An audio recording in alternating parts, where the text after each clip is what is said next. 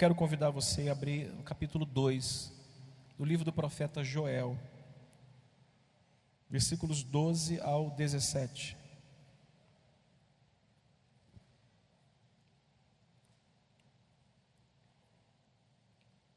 Obrigado, irmãos, pelo carinho. Livro do profeta Joel, capítulo 2, verso 12 ao verso 17. Uma curta reflexão para que possa preparar o nosso coração para recebermos os elementos daqui a pouco. Espero no Senhor que o seu coração seja uma boa terra hoje para receber a palavra dEle, que você seja alimentado, fortalecido pela palavra de Deus, pela palavra. É a palavra que nos fortalece, é a palavra que nos alimenta.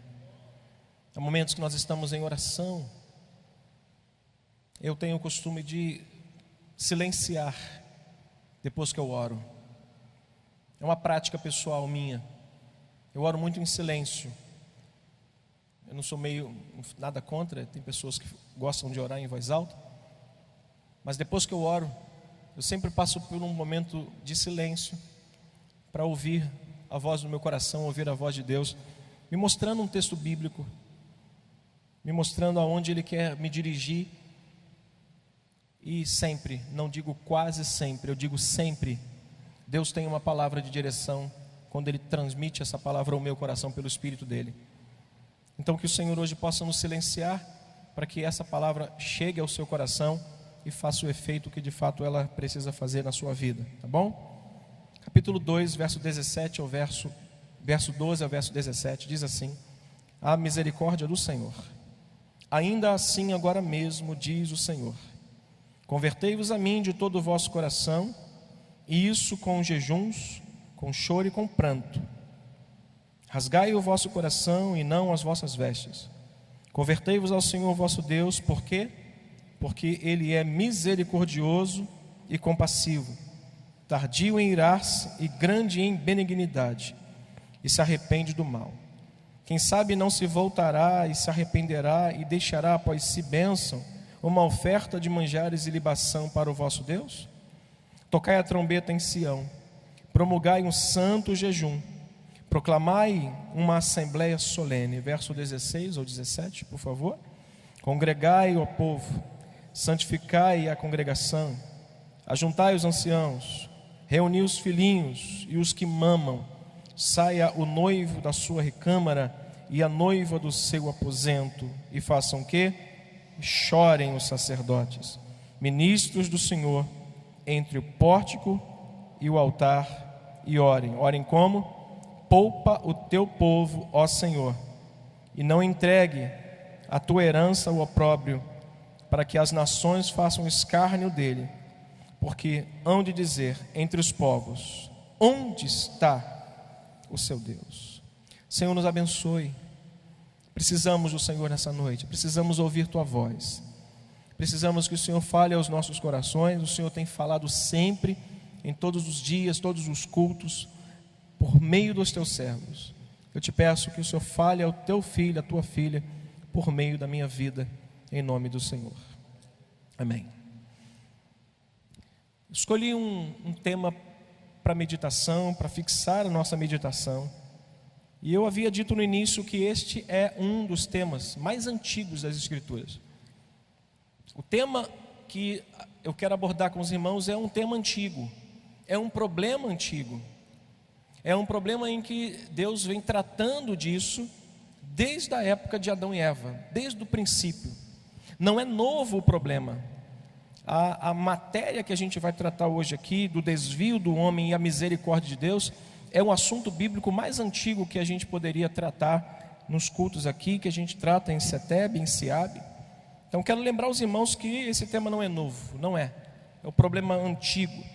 E Deus, quando estava orientando Caim, Deus, quando estava tentando mostrar a ele, orientar a ele, Ele disse a Caim que se ele ele procedesse bem, se ele pudesse andar de forma correta, a palavra do Senhor diz que ele faz como se fosse uma pergunta: não é certo que serás aceito? Se te procederes bem, corretamente, não é certo, Caim, que tu serás aceito? No entanto, ele também coloca uma outra possibilidade: se todavia, Caim, se procederes mal, te procederes mal, eis que o pecado está à sua porta. Ele disse: Caim, se você proceder bem, se você caminhar direito, se a sua oferta for uma oferta digna, se o teu coração estiver inclinado junto com a sua oferta, é certo que ela não será aceita? Será que eu não posso aceitar a sua oferta? Todavia, se você proceder mal, o pecado já está à sua porta, e o seu desejo será contra ti. Aí ele disse: mas a ti, Caim, cumpre dominá-la, cumpre sujeitar essa situação.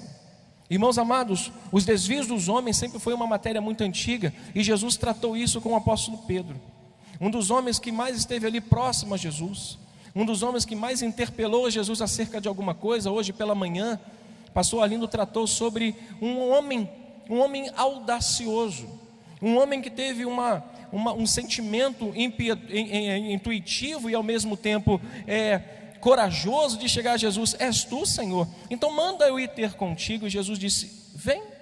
Ele teve naquele momento uma atitude de chegar para Cristo e dizer: eu posso ir até ti. Mas no momento em que ele anda, ele que caminha, ele perde a visão de quem era Deus e de quem o ordenou a andar. Ele afunda, ele começa a submergir. E aquele momento, no capítulo 21, do versículo 31 em diante, 22, 31 de Lucas, Jesus olha para Pedro e fala: Pedro, Satanás te pediu para peneirar, mas eu intercedi por você. O desvio do homem diante de Deus, o desvio que eu falo, é quando o homem ele não foca mais os olhos em Deus, ele esquece dos valores da palavra de Deus, ele esquece do tamanho de quem é o seu Deus, ele esquece do poder que existe na soberania e no braço forte de Deus. Quando nós tratamos desse desvio, Deus tem a solução para trazer este homem de volta e colocar diante dele uma opção de olhar novamente para Deus, porque a misericórdia de Deus, como disse este homem aqui, que eu gostei muito desse texto, é grande, porque ele é misericordioso e compassivo. Disse Joel, disse esse texto do capítulo 2, versículo 13 em diante. Deus sempre mostrou isso, irmãos, interessado em manter com o homem uma plena comunhão e dar a este homem continuidade a todas as promessas que um dia ele fez a ele. Um dia que Deus fez a promessa a qualquer que seja um homem na palavra do Senhor, ele sempre teve o desejo e mostrou-se interessado em chamar esse homem para perto dele e dar continuidade a todas as promessas que um dia houvera feito na vida desse homem. Samuel, ele olha para Saul e diz: Saul, se você de fato tivesse procedido de maneira tal, o Senhor ainda hoje teria confirmado todas as promessas e te teria colocado sobre rei a Israel. Ele teria confirmado o teu chamado, ele teria dito a você: Samu, aonde quer que você vá, eu estarei contigo. Qualquer decisão que você tomar, eu vou abençoar. No entanto, Saul, Deus escolheu para ele um homem segundo o seu coração. O homem, irmãos, teima em desviar-se da presença de Deus, teima em seguir o seu próprio caminho, e Deus tem se mostrado durante anos, séculos, um desejo de trazer esse homem de volta e de continuar cumprindo a sua promessa e de continuar validando a sua promessa na vida desse homem. O relato desse texto, capítulo 2, eu quero que você permita ler esse texto com os irmãos depois e compartilhar, mas é necessário que você deixe aberto. O relato desse texto nos mostra que a indiferença e o esfriamento espiritual do povo foi o primeiro passo para o afastamento daquela nação, daqueles irmãos, daquelas pessoas, e duras consequências a partir desse esfriamento e desse primeiro passo para longe de Deus, para um afastamento total de onde Deus estava e da sua mão poderosa. Se você quiser conferir esse texto, capítulo 1, a partir do versículo 9, verso 9, 10 e 11, esse texto nos mostra um relato de uma indiferença e de um afastamento espiritual do povo, que foi o primeiro passo para as duras consequências que chegaram até aquele povo. Leia o versículo 9 comigo. Olha o que é a primeira coisa que acontece com o afastamento e o esfriamento espiritual daquela nação. O que foi cortado? Verso 9 do capítulo 1. Eu não estou conseguindo te ouvir, leia mais alto, por gentileza. Cortada está da casa do Senhor a oferta de manjares. Olha, primeiro passo para o afastamento e o esfriamento e as consequências. A primeira consequência foi o fim. Está cortado da casa do Senhor a oferta de manjares e de libação. Libação era uma entrega, era uma doação do homem, era uma entrega de vinho derramado no altar como forma de adoração a Deus.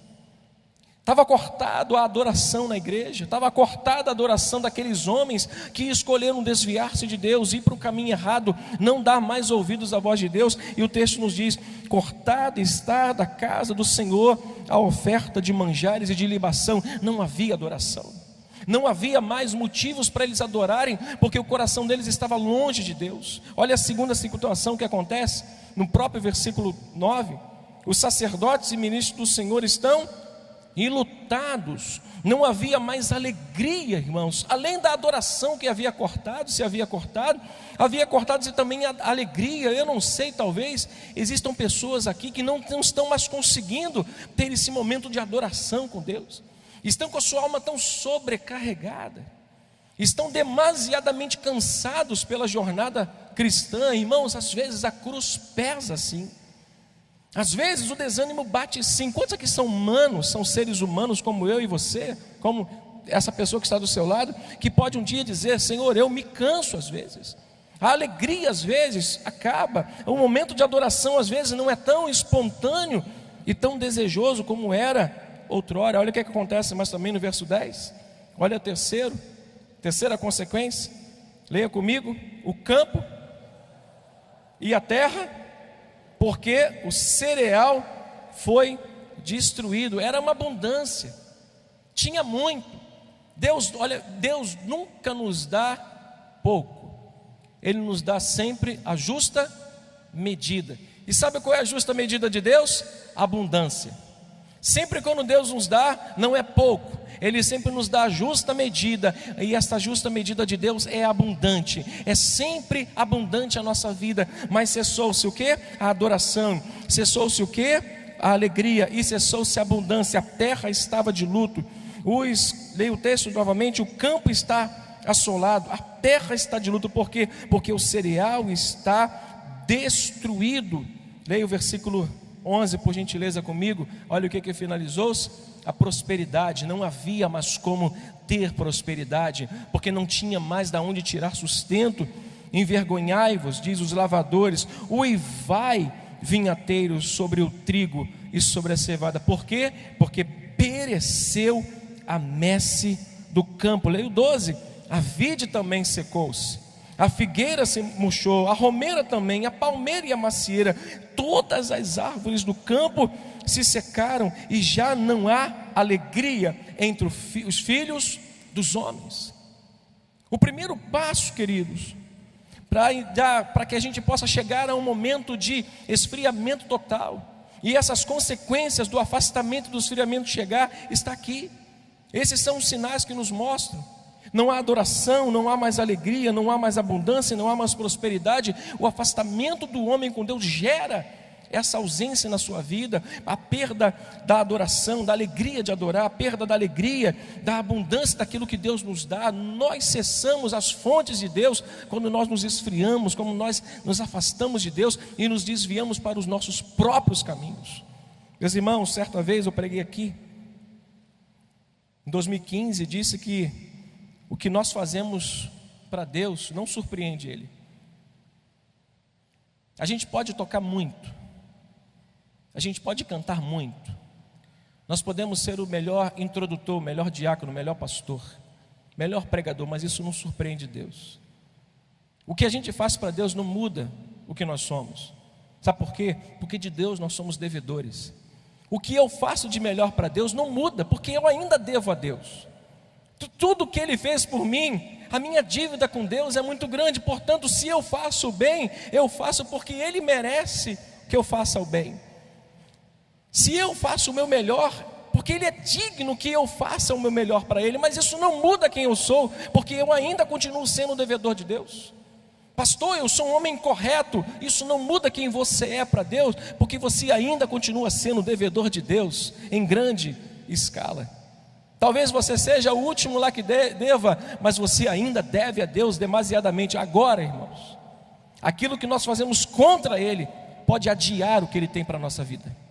O que a gente faz para Ele não muda muita coisa, porque a gente deve a Ele. Mas quando nós nos levantamos contra Deus, nos desviamos de Deus e caminhamos pelo nosso próprio caminho que nós escolhemos, isso pode adiar o que Deus tem para a nossa vida. Diga para o irmão que está do seu lado com carinho: irmão, cuidado, não adie as coisas de Deus na sua vida, permaneça. O texto de capítulo 2 é um anúncio, e olha que coisa interessante, o anúncio da trombeta, o anúncio em que a misericórdia de Deus estava para chegar àquela nação, sempre era em dois entendimentos. Era formado na cabeça deles, na mente deles, de duas formas. Primeiro, quando a trombeta era soada, quando vinha o anúncio da misericórdia de Deus, sempre vinha um anúncio com grande expectativa. Bom, se Deus vai remeter a nós, nos liberar sua graça e misericórdia, Ele vai requerer de nós algumas coisas. E o capítulo 2, do versículo 1 até o versículo 11, ele vai nos chamar a atenção para um detalhe. Quando a trombeta é soada, algo glorioso é manifesto, mas espantoso é ouvido aos ouvidos dele. Quando eles tocam a trombeta, e tocar a trombeta era um som de aviso, era um som de que alguma coisa extraordinária estaria para acontecer, era um aviso de que alguma coisa viria, e esse dia era o dia do Senhor, era o anúncio que eles estariam para receber. O texto do capítulo 2 de Joel é o anúncio da manifestação da misericórdia de Deus sobre aquele povo e os efeitos na vida deles. Deus estava mostrando através de Joel que Deus manifestaria àquele povo as suas misericórdias, mas os efeitos da misericórdia também seriam vistos por eles. E é isso que eu gostaria de falar com vocês hoje, rapidamente. Capítulo 2, verso 1 até o verso 11. Primeira coisa que Joel anuncia nessa jornada de falar para aquele povo. Primeira coisa, Joel anuncia o quê? Anderson me ajudou ali, ó. Colocou, Anderson, para a gente? Não sei se você... Primeiro anúncio que Joel traz àquele povo, está ali. Joel anuncia a misericórdia sem ausentar as consequências do pecado. Versículo 1: tocai a trombeta em Sião, e dai voz de rebate ao meu santo monte. Perturbem-se todos os moradores da terra, porque o dia do Senhor vem, e diz o texto que já está próximo. Dia de escuridade e de densas trevas, dia de nuvens e negridão, como a alva por sobre os montes, assim se difunde um povo grande e poderoso, qual deste tempo antigo nunca houve, nem depois dele haverá, pelos anos adiante, de geração em geração. Verso 3, leia comigo: à frente dele vai fogo devorador, atrás chama que abrasa, adiante dele a terra é como o jardim do Éden, mas atrás dele um deserto assolado. Leia bem alto: nada lhe escapa. Quando a misericórdia de Deus era anunciada por Joel, ele não anunciava só a misericórdia de Deus como forma de ajuda, ele não isentava ou não ausentava, não ocultava as consequências do pecado daquele povo. Ele diz: está sendo anunciada a misericórdia, mas eu estou mostrando a vocês a consequência do que vocês fizeram.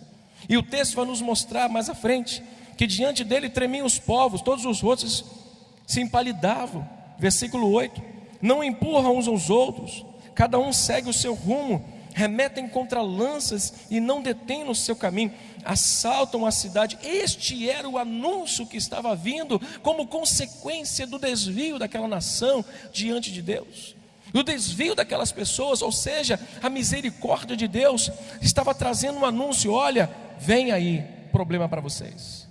Mas o segundo anúncio que Joel traz àquela nação, o segundo anúncio que ele transmite a eles, não isenta também o pecador dessa sua responsabilidade. Capítulo 2, versículo 12, diz o texto: ainda assim agora mesmo, diz o Senhor o quê? Convertei-vos a mim. Ao mesmo tempo em que a misericórdia agora é anunciada, ele não isenta deste pecador a responsabilidade. Ou seja, irmãos, a misericórdia, quando é transmitida, ela é transmitida mostrando, não ausentando, nem ocultando o pecado das pessoas. Mas quando a misericórdia também é anunciada, ela não isenta o pecador de mudança. Ele chama atenção e diz: convertei-vos. A mensagem do Evangelho não é uma mensagem chamando as pessoas para virem como elas estão, para permanecerem do jeito que elas estão. É: vinde como estáis e convertei-vos ao Senhor. A conversão precisa ser revelada através dos frutos dignos de uma vida de arrependimento. E o chamado que eles fazem não é só mostrando o pecado, o que aconteceria com ele por causa do pecado, o que aconteceria com aquela nação, o que viria contra eles. O som era espantoso, a trombeta está soando, irmãos. A trombeta nesse país está sendo ressoada há muito tempo, está sendo tocada há muito tempo. Todas as vezes que subimos uma plataforma, pastor Arlindo, pastor Luiz Carlos Bispo, qualquer pastor, qualquer homem que sobe essa plataforma, nós estamos com a trombeta anunciando aí a misericórdia de Deus, a chance de nós nos voltarmos para Ele, mas não isentos da nossa responsabilidade. Então o que Joel está anunciando não é só o pecado, mas ele está anunciando a responsabilidade do pecador quanto ao seu pecado. Ele está mostrando para eles: olha, convertei-vos de todo o vosso coração. E ele começa a enumerar quais são essas responsabilidades quanto a essa situação deles. Primeira, com o convertimento, a conversão deles viria com um relacionamento mais próximo deles com Deus. Leia o versículo 12 ainda. Ainda assim, agora mesmo, diz o Senhor, convertei-vos a mim de todo o vosso coração. E isso como? Com jejuns, com choro e com pranto. Versículo 13. Rasgai o vosso coração e não as vossas vestes. Ele diz mais uma vez: convertei-vos ao Senhor vosso Deus, porque Ele é misericordioso, tardio em irar-se e grande em benignidade, e também se arrepende do mal. Esse foi um anúncio chamando a atenção daqueles irmãos, não só quanto ao pecado, mas quanto às responsabilidades de cada pecador daquilo que eles cometeram. Mas ele transmite um terceiro anúncio. A misericórdia de Deus, quando foi anunciada a eles com trombeta, não trouxe só a ideia: olha, é sério, o dia do Senhor vem, nós temos responsabilidade quanto àquilo que nós fizemos. Mas a misericórdia de Deus veio justamente como responsável pela restauração daquele povo. Olha para mim, meu irmão, ainda que os nossos pecados, diz Isaías, sejam vermelhos como o carmesim, sejam vermelhos como a escarlata, diz a palavra do Senhor, que eles se tornarão brancos como a alva lã, brancos como a neve. Deus tem medida de misericórdia? Olha para mim, não tem. Eu escrevi aqui que a misericórdia de Deus não é um instrumento que Deus usa para humilhar o homem, mas para erguê-lo quando ele cai. Deus não tem a misericórdia dele como um instrumento, como uma faca, como um cajado, para tentar matar e humilhar o homem. A misericórdia de Deus é um instrumento que ele tem, que ele é, da própria essência dele, para levantar um homem caído. E ele faz justamente isso a partir do versículo 23, diz: alegrai-vos, filhos de Sião, regozijai-vos no Senhor vosso Deus, porque Ele vos dará a justa medida, a chuva fará descer como outrora, a chuva temporã e a chuva serôdia. Ele está anunciando: olha, o mesmo Deus que mostrou o pecado, o mesmo Deus que está botando para vocês responsabilidades quanto à mudança da sua vida, é o mesmo Deus que está nos prometendo restauração total.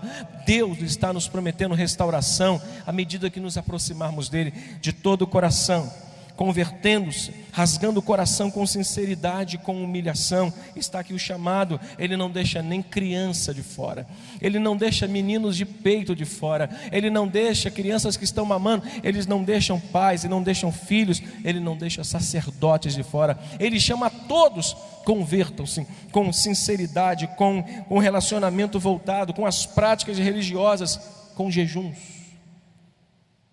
Eu disse lá na frente que a adoração havia acabado. Sabe de onde surge a nossa mais perfeita adoração? Quando nós estamos lendo a palavra. Quando nós estamos lendo a palavra, surge o desejo mais profundo de nós adorarmos a Deus. E sabe o que produz mais alegria em nosso coração? Quando nós estamos lendo a palavra. Dizem que quem caminha, que quem corre, quem faz exercício físico, libera uma substância, a substância chamada a substância da alegria.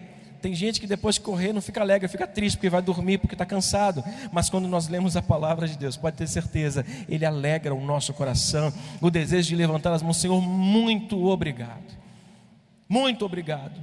E a gente acaba, irmão, se voltando cada vez mais para ver que o pouco com Deus é muito, e a gente vê que Deus é capaz de suprir nossas necessidades, assim como aquele povo viu, que Deus naquele momento não só aponta o pecado, não só chama a responsabilidade, mas se torna o responsável em levantar aquele povo e colocá-los de pé e dizer: alegrai-vos, filho de Sião. Deixa eu te dizer nessa noite algo: alegre-se, regozije no Senhor, porque Ele ainda continua sendo o nosso Deus. Verso 24, ele continua dizendo: as eiras se encherão de trigo. Ele é o responsável por trazer de volta o que se foi perdido.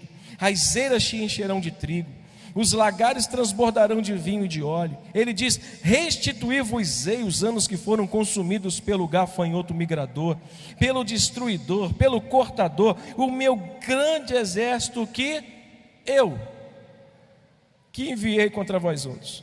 Verso 26, comereis abundantemente, e vos fartareis, e louvareis o nome do Senhor vosso Deus, que se ouve maravilhosamente convosco. E o meu povo, diz o texto, jamais será envergonhado. Verso 27, e sabereis que estou no meio de Israel, e que sou eu responsável, que faço todas as coisas, vosso Deus, e não há outro, e o meu povo, diz ele, jamais será envergonhado. Meus irmãos, a misericórdia de Deus não é um instrumento que Ele usa para demonstrar superioridade e grandeza. Ele já é grande, Ele já é poderoso. A misericórdia, irmãos, é a manifestação da natureza de Deus, ou de um Deus que não consegue agir de outra forma. A misericórdia de Deus é porque Ele não consegue agir de outra forma. Não é um instrumento para matar, não é um instrumento para humilhar, não é um instrumento para expor ninguém. A misericórdia, isso é da natureza, é a expressão mais profunda da natureza de um Deus que não consegue mudar com o Zé, que não consegue mudar com o Otávio, que não consegue mudar com o Marcos. Sabe por quê? Porque a natureza de Deus é amor, diz o texto, porque Ele é grande em misericórdia e compassivo e tardio em irar-se. Irmãos, a misericórdia também não é um instrumento que pode ser utilizado como uma válvula de escape para que a gente sempre venha pecar. Não, se Deus é misericordioso, eu vou voltar a pecar. Paulo em Romanos 6 faz uma pergunta: que diremos, irmãos? Que diremos se nós pecarmos mais graça virá sobre nós? Paulo diz: de modo nenhum. Agora que já morremos com Cristo, se já estamos mortos com Ele, por que pecar novamente? Paulo responde uma própria pergunta: que diremos, irmãos?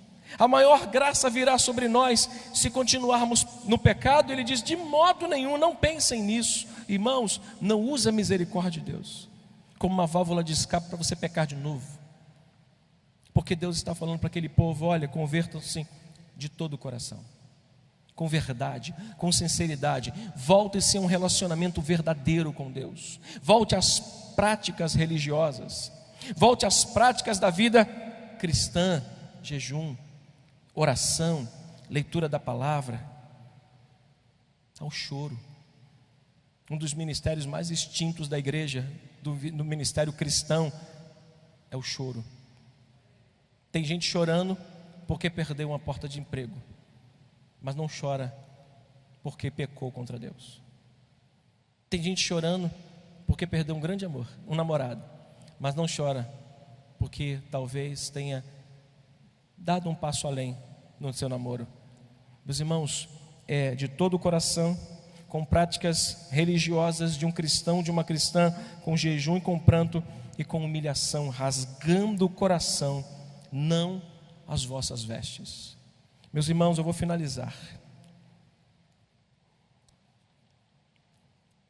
3 conselhos para os irmãos, dentro desse trágico relato. Primeiro, de nenhum modo Deus tem prazer na morte e na destruição de um homem. Ezequiel, capítulo 33, verso 11. Volte só alguns livros.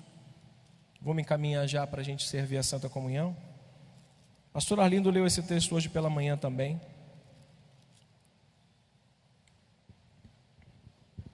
Três verdades dentro desse texto, que servem como aplicação final para a gente. Esse trágico relato daquele povo que se viu todo destruído, mas se viu com Deus chamando-os a uma restauração.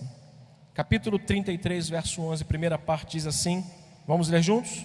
Diz-lhes Ezequiel: tão certo quanto eu vivo, diz o Senhor Deus, não tenho prazer na morte do perverso, mas em que o perverso se converta do seu caminho e viva. Mais uma vez, tão certo quanto eu vivo, diz o Senhor Deus, não tenho prazer na morte do perverso, mas em que o perverso se converta do seu caminho e viva. Essa é a misericórdia de Deus. Esse é o instrumento, esta é a natureza de Deus. Ele não consegue mudar, porque Ele é amor, Ele é misericórdia. Pastor Luiz Carlos diz assim: porque o Senhor é bom e a sua misericórdia dura. Por que a misericórdia dura para sempre? Porque Deus é bom, é a natureza de Deus. Não é um instrumento para humilhar o João, humilhar o Otávio. Não é um instrumento para expor o Marcos, para expor o Jonatas. É um instrumento para nos mostrar a grandeza de um Deus que nos chama para perto dele, nos coloca a responsabilidade para fazer, mas também está sempre pronto para nos restaurar a alegria e nos dar de volta tudo que Satanás nos tirou. Nessa noite, Deus quer restaurar nossa alegria, a minha alegria, a sua alegria, e restituir novamente tudo que Satanás um dia roubou, nos desviando da sua presença, tirando os nossos olhos dele. Não tire os seus olhos de Deus. Satanás nesses últimos dias quer trazer entristecimento, tristeza ao coração das pessoas, decepção. Eu encontrei com um rapaz na porta da igreja, falei: vamos entrar. Ele: por quê? Aqui nunca mais. Eu disse: rapaz, esse aqui não é a minha casa, aqui é a casa de Deus. Fui muito maltratado. Por quem? Não quero falar. Bom, é um direito que você tem, mas deixa eu te falar uma coisa: Satanás é especialista em colocar na última fila os amargurados. Que fila é essa, pastor? É a fila que vai para o inferno. Ele pega todos os amargurados, todos os chateados, todos aqueles que não estão satisfeitos com a igreja, e bota lá no fim da fila. Que fila é essa? Que vai para o inferno. Irmãos, tira a amargura do seu coração. Isso promove no nosso coração tristeza e afastamento de Deus, e a gente não adora, a gente não ora, a gente não tem alegria, a gente não tem perspectiva de nada, a gente só reclama. Quem reclama só anda para trás, reclamando, reclamando, reclamando, como já dizia um pastor amigo meu. Segundo conselho que eu quero dar dentro da verdade desse texto trágico: de nenhum modo Deus tem responsabilidade com os nossos erros. Oséias, um livrinho do lado, vizinho de Joel. Deus não tem responsabilidade com os resultados negativos da vida do homem. Olha para mim rapidinho quando você está lendo aí. Oséias, é só você voltar uma folha que você já está, é capítulo 13.